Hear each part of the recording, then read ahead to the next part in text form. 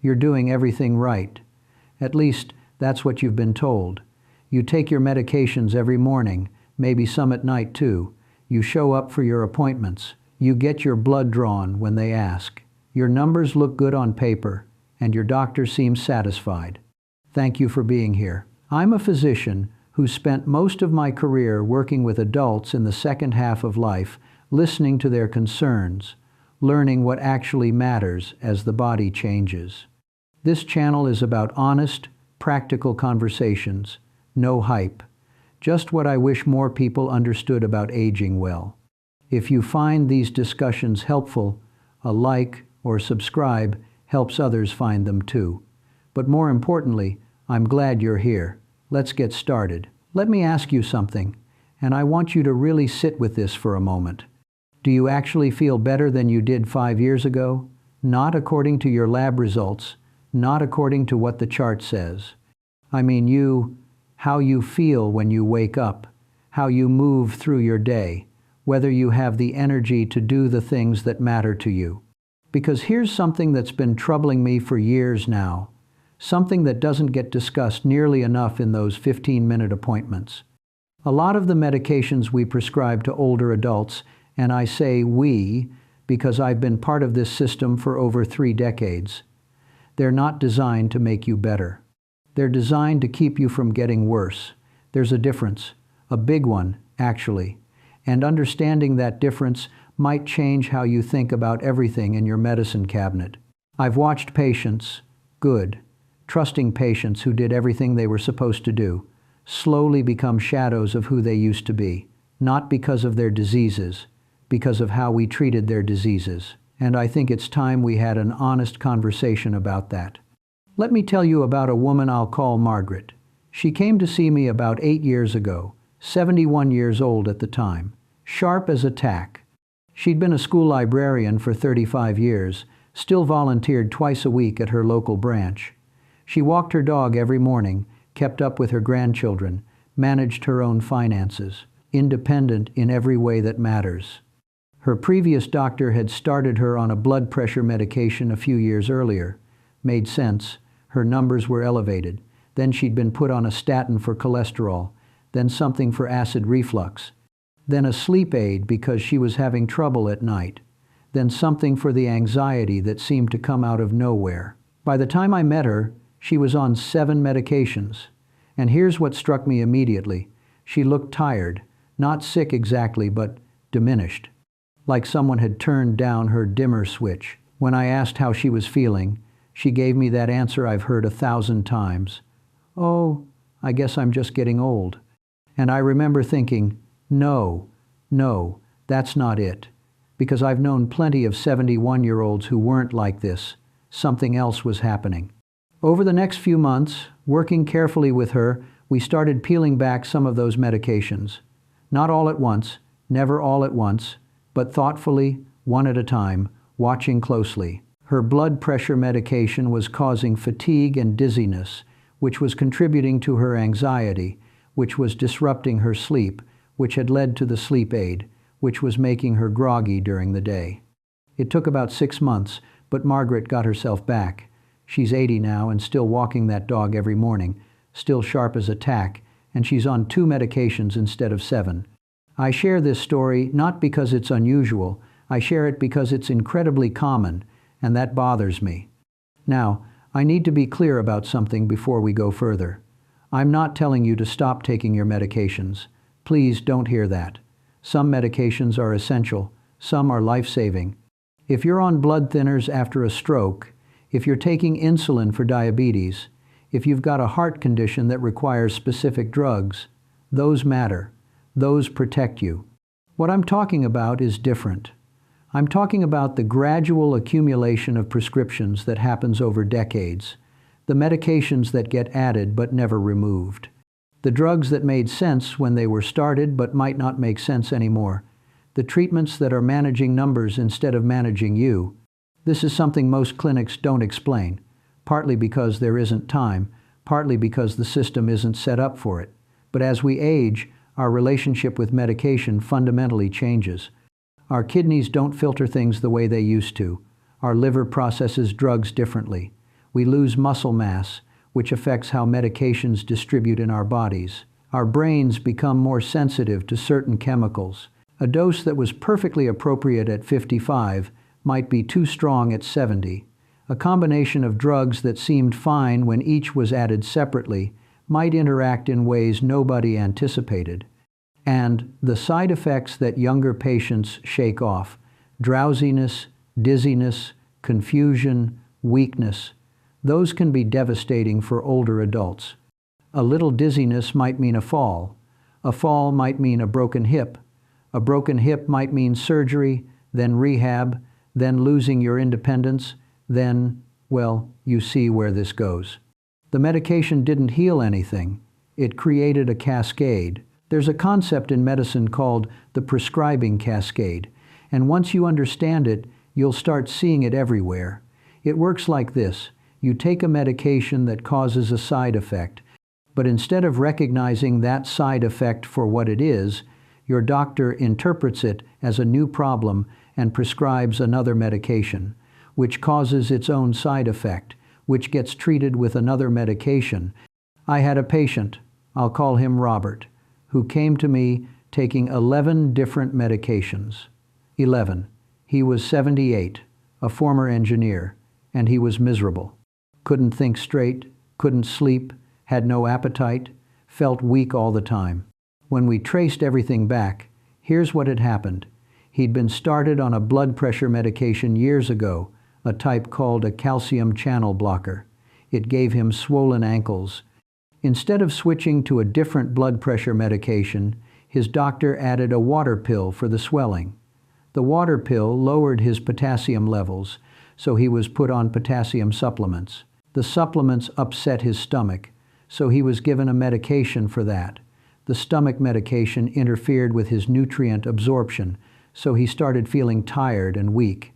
The fatigue was interpreted as depression, so he was started on an antidepressant. The antidepressant disrupted his sleep, so he was given a sleeping pill. The sleeping pill made him groggy and confused during the day, so someone started to worry about cognitive decline and suggested a medication for that. Do you see what happened here? One medication led to another, led to another, led to another. Every step made sense in isolation. But nobody stepped back to look at the whole picture. Nobody asked whether we could just go back to the beginning and try a different blood pressure medication that didn't cause swollen ankles in the first place. Robert and I worked together for almost a year, carefully untangling that mess. It wasn't easy, and it required patience from both of us. But today he's on 3 medications. 3, and he tells me he feels like himself again. Here's something I want you to understand about how medicine works, or how it's supposed to work, anyway. When you're young and something goes wrong, the goal is usually to fix it, cure it, make it go away. A kid gets strep throat, you give them antibiotics, the infection clears, they're done. But something shifts as we get older.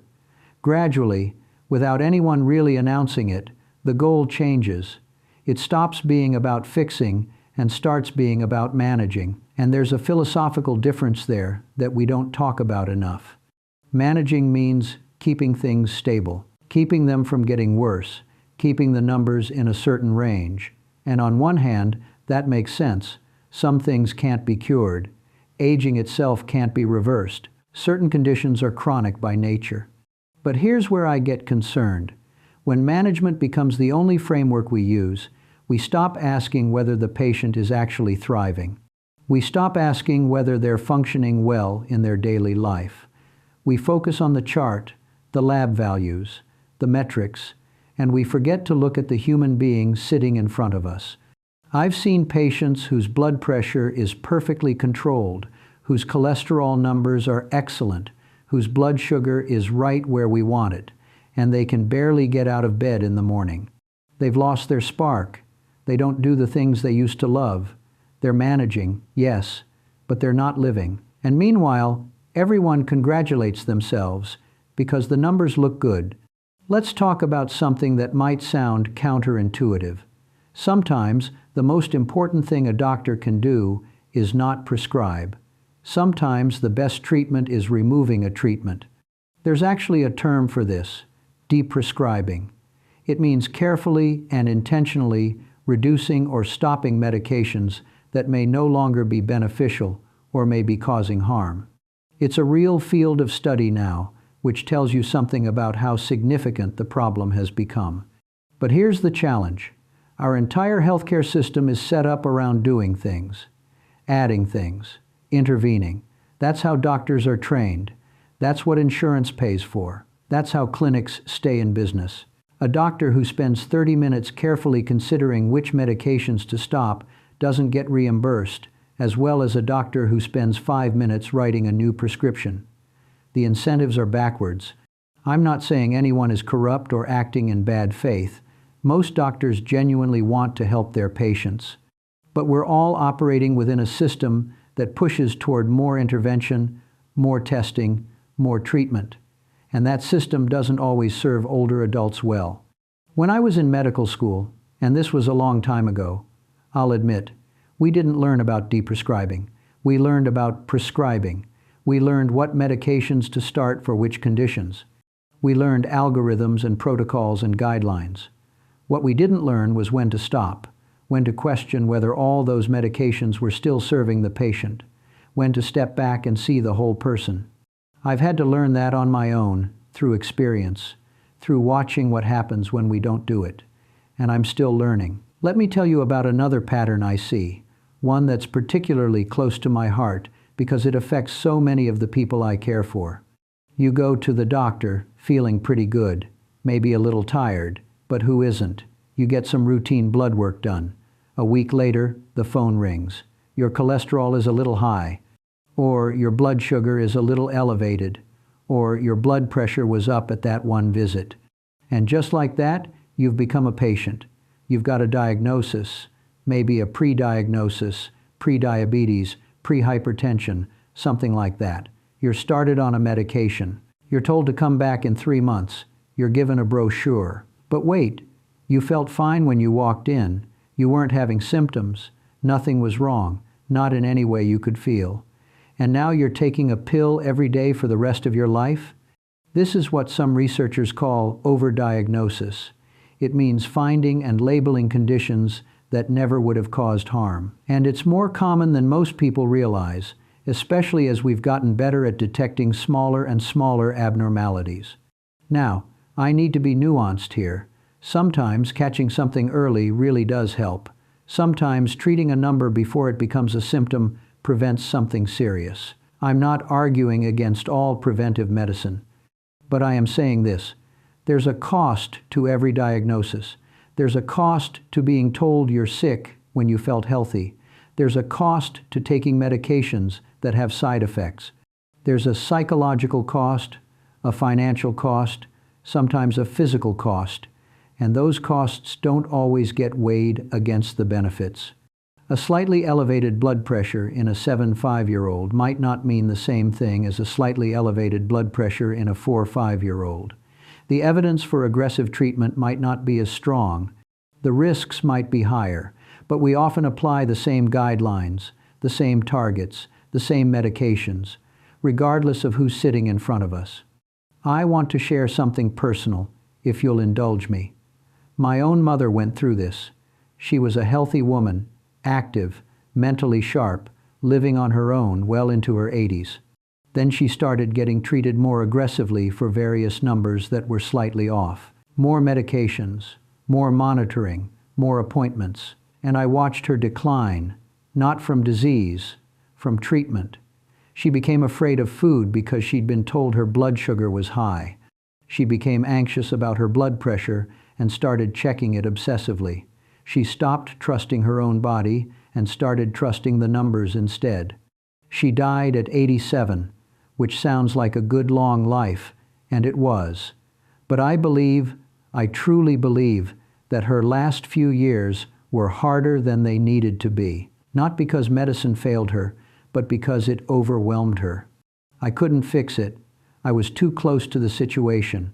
I was the son, not the doctor. But I learned something from that experience that has shaped how I practice ever since. The question is not just, what can we treat? The question is, what should we treat? And that second question requires us to know our patients as people, to understand what matters to them, to think about function, not just numbers, to consider quality of life, not just length of life. Here's what I wish more of my colleagues understood about older adults. You are not failed young people. Aging isn't a disease that needs to be treated. It's a normal part of life, and it comes with changes, some challenging, yes, but many perfectly natural. Your blood pressure might be a bit higher than it was at 30. Your cholesterol might not look exactly like the chart says it should. Your bones might be a little thinner, your reflexes a little slower. That doesn't necessarily mean something is wrong. It might just mean you're 70. And more importantly, what matters at 70 isn't the same as what matters at 40. At 40, you might be optimizing for longevity, for preventing problems decades away. At 70 or 75 or 80, you might be optimizing for different things. Being able to play with your grandchildren, staying in your own home, keeping your mind clear, enjoying the time you have. Those goals might sometimes conflict with aggressive medical treatment. A blood pressure medication that reduces your long-term stroke risk by a tiny percentage might also make you dizzy enough that you fall and break a hip. Which outcome matters more? That's not a question the guidelines can answer. That's a question you have to answer for yourself with good information. So what do we do with all this? How do we navigate a system that's designed to do more rather than less, that's focused on numbers rather than function, that treats aging as a problem to be managed? First, and this might sound simple, but it's not, ask questions. Every time someone suggests a new medication, ask what it's for. Ask what the benefits are. Ask what the side effects might be. Ask what happens if you don't take it. Ask if there are alternatives. You're not being difficult when you ask these questions. You're being a good patient. You're being an active participant in your own care. And any doctor worth seeing will welcome those questions, not dismiss them. Second, think about function. When your doctor wants to know how you're doing, don't just talk about your numbers. Talk about your life. Can you climb stairs? Can you walk to the mailbox? Can you prepare your own meals? Can you think clearly? Can you do the things that bring you joy? Those functional measures matter more than almost any lab value. If a treatment is improving your numbers but degrading your function, something is wrong with that treatment. Third, don't be afraid to ask about stopping medications. I know this feels uncomfortable. It feels like questioning your doctor, like being non-compliant. But deprescribing is a legitimate and important part of good medical care for older adults. A good doctor will periodically review all your medications and ask whether each one is still necessary. If yours isn't doing that, it's okay to bring it up yourself. Fourth, seek out doctors who specialize in older adults. Geriatricians, we're called. There aren't enough of us, which is a problem I could talk about for hours. But if you can find one, they'll think about you differently than a doctor who mostly sees younger patients. They'll understand the nuances of prescribing in older bodies. They'll be more cautious about adding medications and more willing to consider removing them. Let me tell you one more story before I wrap up. This one is about a man named William, 82 years old when I met him. A retired carpenter, built beautiful furniture his whole life. His hands were gnarled from decades of work, but they still knew their craft. William was on 12 medications. He'd been passed from specialist to specialist over the years: cardiology, endocrinology, nephrology, neurology, and each one had added something. Nobody was looking at the whole picture. Nobody was asking whether William was actually living a life worth living. When I first saw him, he could barely get out of his chair.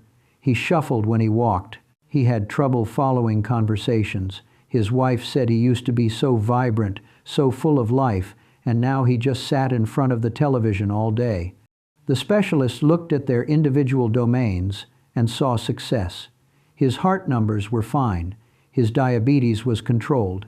His kidney function was stable. By every specialty's metrics, he was doing well. But William wasn't doing well. William was disappearing. It took patience. It took careful work. It took more than a year. But slowly, Carefully, we reduced his medications from 12 to 4. We focused on what was actually causing problems. We accepted slightly higher numbers in exchange for better function, and William came back. Not all the way, he was 82 after all, but enough. Enough to sit in his workshop again, enough to sand a piece of wood and feel the grain beneath his fingers. Enough to tell jokes at dinner, to remember his grandchildren's names, to be himself again. His wife cried when she saw the change. She said she thought she'd lost him. She almost had, but not to disease, to treatment. I want to leave you with something to think about. Modern medicine has given us extraordinary gifts. We can cure infections that would have been death sentences a century ago. We can replace worn-out joints. We can remove cancers and fix broken hearts and extend life in ways our grandparents couldn't have imagined. But we've also created a system that sometimes confuses activity with progress, that measures success by intervention rather than outcome, that treats every abnormality as a problem and every problem as something requiring medication. For older adults, this system can be particularly damaging because you're more vulnerable to the harms of treatment, because your goals may be different from the goals the system assumes, because what looks like good medicine on paper may not feel like good medicine in your actual life.